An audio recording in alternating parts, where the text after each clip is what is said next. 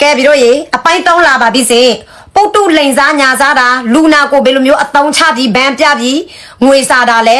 နော်အလူစင်တွေကအပေါ်ဘယ်လိုမျိုးရောက်มาပြီးတော့ငွေလိန်တာလဲဆိုတော့မမိုးလာပြီးတော့ပြောပြမယ်ချပြမယ်ဒီဗီဒီယိုကအရန်ကိုရေးကြည့်တယ်နော်အပိုင်း3ရဲ့ဗီဒီယိုကအရန်အရေးကြီးတယ်ကြည့်တဲ့သူတိုင်းပြီးတဲ့အထိကြည့်ပေးကြပါဘာကြောင့်လဲဆိုတော့အဲ့ဒီဗီဒီယိုနောက်ဆုံးမှာမမိုးတက်တေထောက်ထားတယ်ချပြမယ်အခုမမိုးပထမဦးဆုံးပြောမယ်အကြောင်းခါကြာသွားခဲ့ရတာကတော့တိတောက်ဆယ်လေးပူတူပါပူတူဆိုတဲ့လူတရားကလေဘတော်မှအချက်တရားကိုတိတ်ကလေးဘတော်မကြဘူးမောင်ကလုံးနေတဲ့တော့အခုဆိုလေဒီကလေးလေးခွဲတိုက်ကပူတူပဲနော်ပူတူကလေမိသားတွေကိုမကြည့်ပဲနဲ့ဒီကလေးလေးတတ်တော်တော်မှကြောက်ဒီနှလုံးသားကြီးကိုခွဲကြည့်လိုက်သမ်းမှာကိုမရဲ့ရန်နေစွတ်မအောင်သမ်းမှာနဲ့နှလုံးသားထဲမှာလေပြည်သူတွေကိုအသိမပြေတဲ့လူတွေကိုအားလုံးကိုညီဖို့ပဲရှိတယ်နော်ဆက်ပြောကိုမနားထောင်မယ်အခုဆိုရင်ပုတုဟာအဆက်ကွဲတိတ်ခါကြရုံတာမကပါဘူးတရားစွဲခံရတော့မှာဖြစ်ပါတယ်ဒါကဘယ်အချက်တရားကွဲမှာလဲပုတုလုံးတဲ့နဲ့အားလုံးချွတ်ကြည့်တာနော်ကိုတော့မကြည့်ရလားအများတော့ပုတုကလေကိုညီပေးခဲ့တာပုတုရဲ့အနောက်ဘက်မှာလေဒါခုတည်းတာသမီးရှိတယ်ဘာမှမဟုတ်ကြဘူ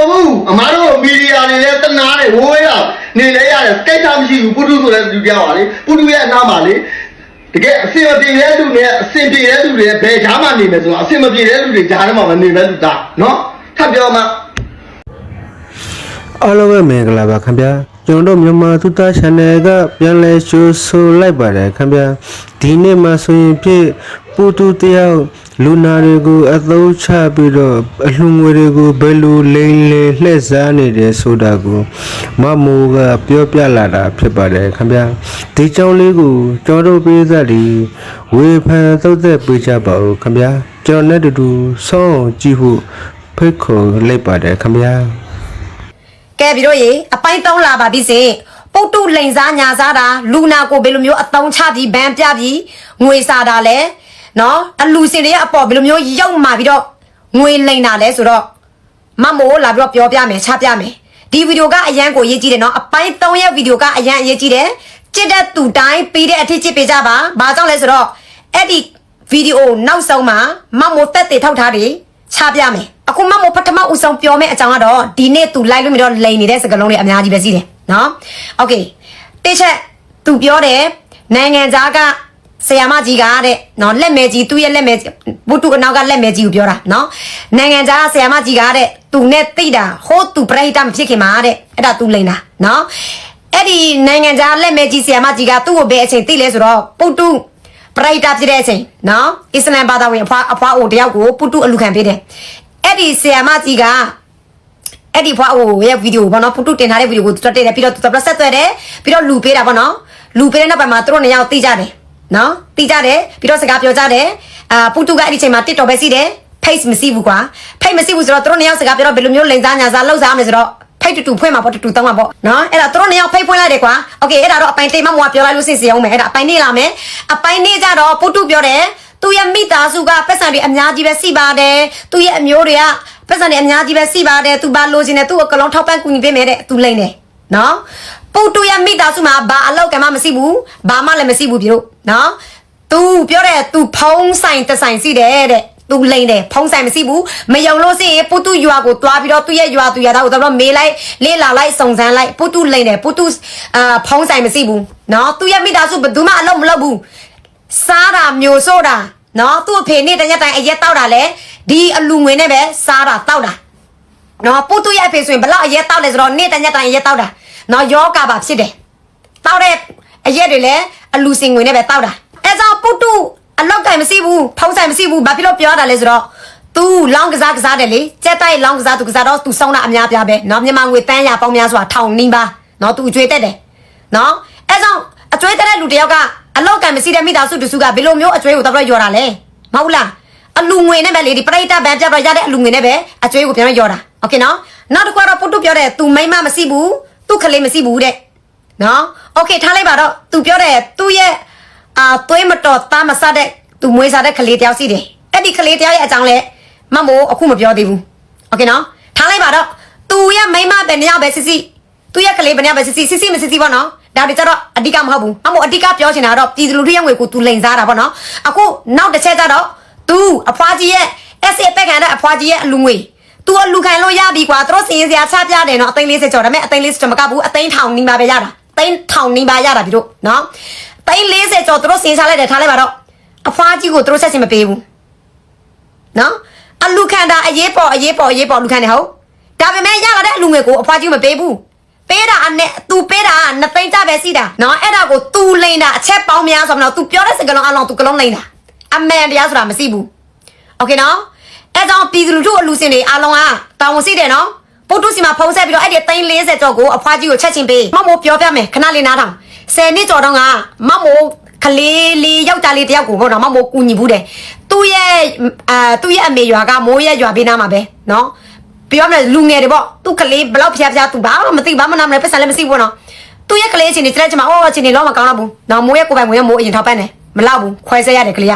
ခွဲဆက်ဆိုတော့မိုးအလူခံပေးလိုက်တယ်မိုးရဲ့အကောင့်ပါပဲနော်ကဘာလုံးလည်းမဖွင့်ထားဘူးစီကိုယ့်ရဲ့သူငယ်ချင်းကိုယ့်ရဲ့ရွာသူရသားချင်းချင်းပဲပြီးတော့မိုးအလူခံပေးတာနဲ့လူတွေကလာပြီးတော့လူတာခဏလေးပဲပြီးတော့ခဏလေးပဲနော်တရက်နှစ်ရက်အတွင်းဘာငွေစစ်တောင်းကျော်မမိုးရဲ့ဘန်နဲ့မဟုတ်ဘူးခလေးအဖေမေဘန်နဲ့မိုးကအလူခံပေးတာမမိုးကျတော့ဖြတ်ပိုင်နဲ့ပတ်စံတွဲတာပေါ့အဲ့ဒါမမိုးဒီခလေးအကြောင်းပြပြတာဘာမှမဟုတ်ဘူးနော်အဲ့ကြောင့်ခလေးတယောက်အတွက်တရက်နှစ်ရက်အတွင်းလူအများအပြားမတွေ့ဘူးလူတယောက်နှစ်ယောက်လေးနဲ့လာကြည့်တဲ့အချိန်မှာတနာလို့စေတနာစီတလောက်လာတော့ထောက်ပံ့ပေးလိုက်လို့ဘာစစ်တောင်းကြော်တော့မှရောက်တာဒါပေမဲ့ပုတ်တူရဲ့အဖွားကြီးရဲ့ဗီဒီယို SA ပက်ခံတဲ့ဗီဒီယိုကလူ4တန်း5တန်းကြည့်တယ်တခြားမီဒီယာလည်းကျွန်တော်တင်ပေးတယ်အဲ့လောက်နာမည်ကျော်တဲ့သတင်းကအသိန်း40ကျော်ပဲဒါသူတို့လုံးဝလိန်တာနော်ဒါပုတ်တူနော်ပုတ်တူဝို့လဲနေပြီပုတ်တူဝို့လဲမှာမပူနဲ့ဒီကောင်လေးဒုက္ခကြီးကျယ်ရောက်တော့မှာကဲမမိုးစစ်ဝေးအများကြီးမပြောချင်တော့ဘူးဘာကြောင့်လဲဆိုတော့မမိုးရဲ့လက်ထဲမှာတက်တည်စီတဲ့အတွက်ကြောင့်မမိုးတို့ဘာမှစင်ပြစရာမလိုတော့ဘူးမနေ့တုန်းကနိုင်ငံခြားအကိုတယောက်ဖုံဆက်လာတယ်ဖြတ်ပိုင်းတွေအများကြီးပဲပို့လာတယ်ပြီတို့မိုးရီတဲ့ညီမလေးမိုးရီတဲ့အကိုကလေဖရားတရားနဲ့စိတ်တွေစော့ပြီးဒေါသတွေစော့ပြီးတော့နေလိုက်တာတဲ့အကိုစိတ်ထင်အကိုငြိမ်သွားလို့ရှိရင်ဒီကောင်တွေကဆက်ပြီးတော့မလိန်တော့ဘောနော်အကြောင်းအကိုကထားလိုက်ပါတော့သူတို့လိမ်မစီပေါ့နော်ဒါမဲ့မိုးတင်တက်လာမှဟာအကိုကလေငါတော်တော်မားသွားပြီငါဒီအကြောင်းဒီကောင်ရဲ့အကြောင်းငါမဖော်လိုက်လို့လူတွေအများအပြားအလင်ခံရပြီပေါ့နော်သူမမိုးလာတော့ပြောပြတာနော်သူရဲ့ချက်ပိုင်းကိုမမိုးပြမယ်အဲ့ဒီအကိုအလင်ခံရတဲ့အချိန်မှာ2025နလပိုင်း14ရက်နေ့နော်မမိုးတက်တေထောက်တာဖြတ်ပိုင်းပြမယ်ဘာဗီဒီယိုပုတုတင်ပြီးတော့လိန်တာလဲဆိုတော့အဲ့ဒီချိန်မှာခလေးမလေးတယောက်လက်ကျိုးတဲ့ခလေးမလေးအဲ့ဒီဗီဒီယိုဖိုင်ကလေပြည်သူတွေတွေ့ဘူးလား2025နလပိုင်း14ရက်နေ့တော့ပုတုကအဲ့ဒီခလေးမလေးရဲ့ဗီဒီယိုကိုတင်ပြီးတော့လက်နှစ်ဖက်ပြသွားတယ်ပေါ့နော်လက်မရှိဘူး तू ကကိုစွန်ရဲ့ရောင်းတာပေါ့မမိုးကအဲ့ဒီကိုတေချာမယ်အကိုသွားလူတဲ့အကောက်တူတွေလားအကောက်စစ်တွေလားတေချာလုံးနော်ပုတုမဟုတ်ပဲတခြားလူဖြစ်လို့စိဘယ်လိုလုပ်မလဲမမိုးကမေးတာပေါ့မိုးရေတဲ့အကိုပုတုစီမှာလူတာနှခါတဲ့ပထမတစ်ခါအကိုလူတာမြန်မာငွေနဲ့တိန်ကြသူ့ကိုဖုံးခေါ်တယ်နော်သူ့ကောက်စစ်ပဲသူ့ကိုဖုံးခေါ်တယ်သူနဲ့စကားပြောတယ်တဲ့ပုတုနဲ့စကားပြောတယ်ဟုတ်ပါတယ်ခင်ဗျာဆက်လက်နားထောင်ပေးကြပါခင်ဗျာအလူရှင်တူတဲ့ရဲ့အလူငွေတွေဘယ်လောက်ရလာလဲဆိုတာကိုမမိုးကစည်ရင်းနဲ့တကွတက်တည်နဲ့တကွပြပေးမှာဖြစ်ပါတယ်ခင်ဗျာဟုတ်ကဲ့ပါခင်ဗျာသူလည်းဝမ်းသာတယ်ပေါ့နော်သူမြန်မာငွေနဲ့တင်ကြပို့ပေးလိုက်တယ်ဒုတိယအကြိမ်အဲ့ဒီခလေးမလေးလက်ပြက်တာကိုကစွန်ရဲ့နဲ့ရောင်းပြီးတော့အရန်ကိုဆင်းရဲတယ်ပေါ့နော်အကိုကမမိုးရဲ့နိုင်ငံခြားအကိုကအရန်ကိုတနာစိတ်တွေပေါ်လာပြီးတော့သူပုတ်တုစီမှာပို့လိုက်တဲ့ငွေကမြန်မာငွေအပေသိန်းပေါင်း39သိန်းဒါပထမဖြတ်ပိုင်းတော့ပြီနော်2025နလပိုင်း14ရက်နေ့နော်10သိန်းနောက်ထပ်4သိန်းနော်14သိန်း24သိန်း29သိန်း32သိန်း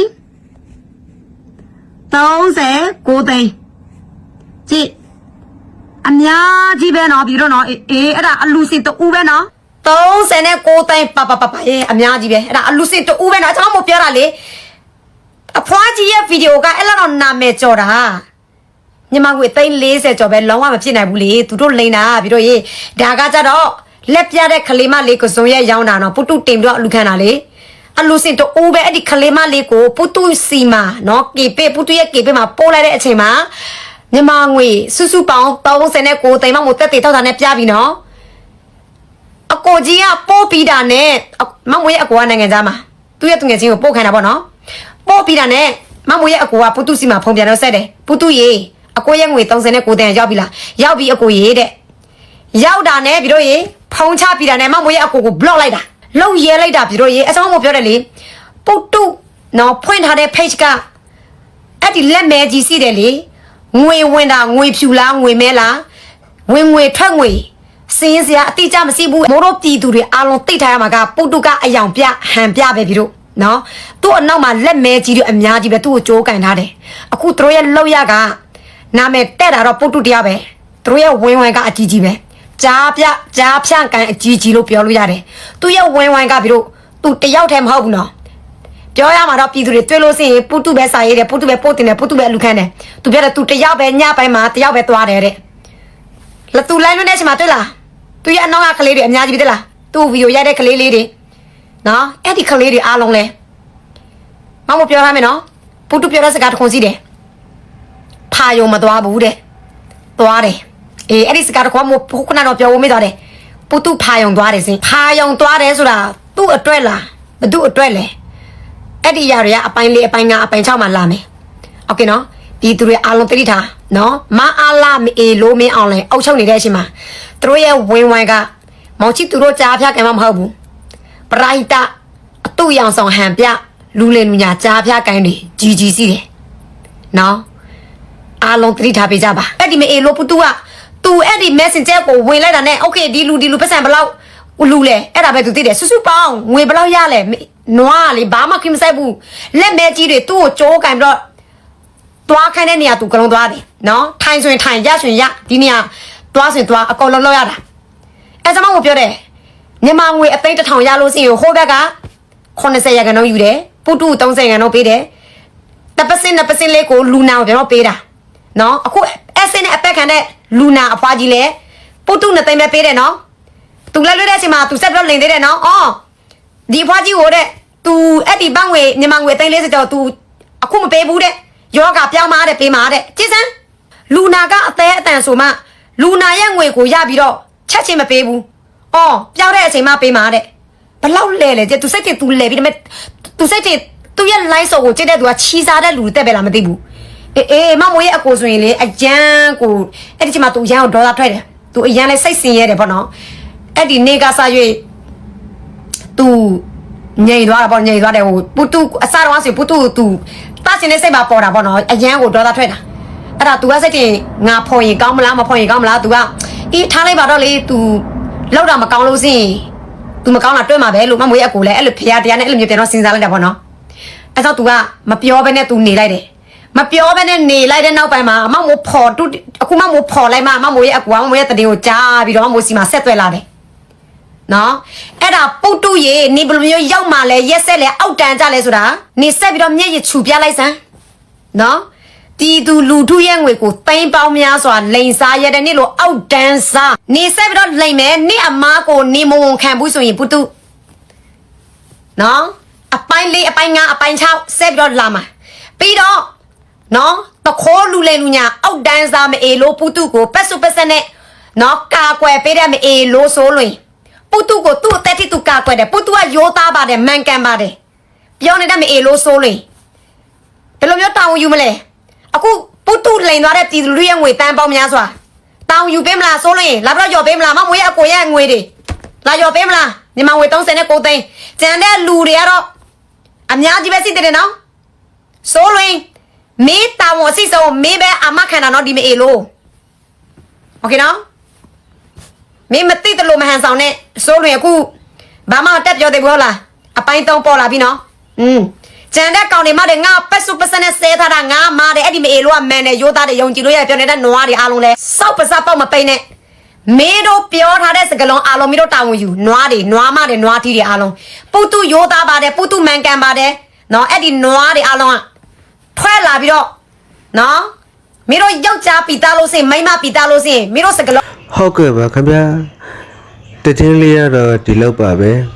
နေ့စဉ်တည်င်းထူးတည်င်းအကောင်းလေးကိုတင်ဆက်ပေးနေတာမို့ channel လေးကို subscribe လေးနှိပ်ပြီးတော့ like and share လေးလုပ်သွားပေးကြပါခင်ဗျာကြည့်ရှုပေးတဲ့တယောက်ချင်းစီတိုင်းကိုကျေးဇူးအများကြီးတင်ပါတယ်ခင်ဗျာ